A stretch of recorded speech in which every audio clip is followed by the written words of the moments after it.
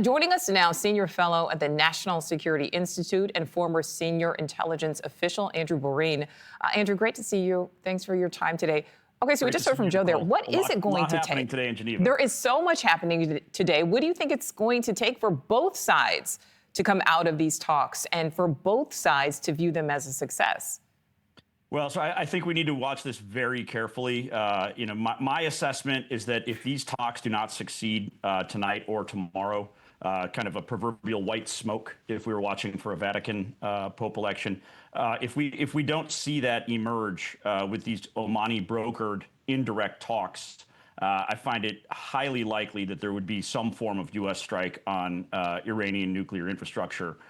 There are more than 300 American fighter aircraft to do the suppression of enemy air defense, hundreds of tubes to launch Tomahawk missiles, and now with the two carrier strike groups in position, I think that's probably the lowest order kinetic impact that could be had to disrupt Iran's nuclear program. And given the way we've observed this administration and this president negotiate in the past, I think a failure by the Iranians to agree to the end of their nuclear program likely leads to some form of an American attack on that nuclear infrastructure. Yeah, I think that makes a lot of people nervous, Andrew. So we've seen this repeated back and forth threats. I mean, Joe alluded to it there. I'd like to listen to some of what President Trump just said during his State of the Union address Tuesday.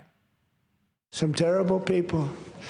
They've already developed missiles that can threaten Europe and our bases overseas, and they're working to build missiles that will soon reach the United States of America. We are in negotiations with them. They want to make a deal, but we haven't heard those secret words. We will never have a nuclear weapon.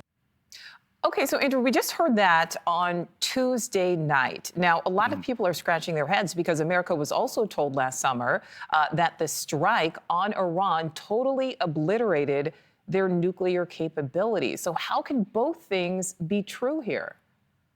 Well, I think that there's a bigger picture, right? There's the nuclear program, and there's also a ballistic missile program. And there's significant concern that Chinese vessels have been delivering precursors to those ballistic missiles that we saw launched against Israel in the 12-day war in June 2025. So I think it's really important, right? You may hear the words nuclear only, but really when we talk about the existence, right to exist of an ally under Abraham Accords, the nation of Israel, I think that can't not, how can I say that more clearly? It must be in the calculus of these negotiators as they think about it. And I think that what the president and what Mr. Witkoff and Kushner are saying is the nuclear program, the idea that the Iranian regime would have a nuclear offensive capability must be 100% off the table. It must be verifiable by the International Atomic Energy Agency. And so I think one of the key indicators to watch is what's going to happen with Director General Rafael Grossi in these talks. If he departs and there is no deal, again, I think it's highly likely that we will see some form of attacks. And there are too many ways that Iran avoids the sanctions. Sanctions have been inadequate, and obviously the Ayatollah has been deeply committed to developing an offensive nuclear capability for many years. All right, so Andrew, as you know, President Trump withdrew from the 2015 Iran nuclear deal, which stipulated they could not build a nuclear weapon. The president called that a disaster. So if Iran has already been able to rebuild its program or in some capacity, or if our strike, again, less than 9 months ago, if that strike was less than effective, do you think more potential U.S. strikes would be effective? Well, I mean, there are other options as well. And I think we now see an array of U.S. combat power in that region that is unprecedented since 2003 during the invasion of Iraq.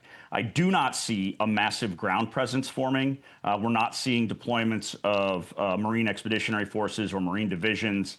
We're not seeing deployments of airborne brigades. What we are seeing is very similar to a Clinton-era kind of a Balkans campaign. The campaign that took Milosevic out of power in the Balkans was predominantly an air campaign.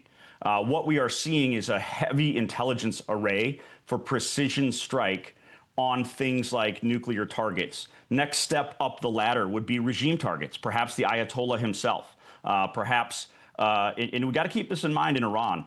32,000 people are now reported killed by the Iranian regime under the Ayatollah. That means the Iranian population is extremely angry with that governing theocracy and totalitarian regime. So I think what we're seeing is a very significant buildup, a very significant, highly data-driven intelligence apparatus for what might happen next.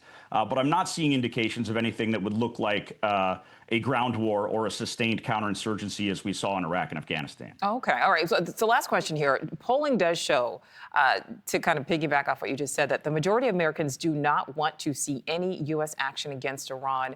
And some lawmakers, especially Democrats, say the president still hasn't fully made his case to the public. I'd like to hear a little bit of what we've heard from Virginia Senator Mark Warner. Let's listen to this. I think it is incumbent upon the president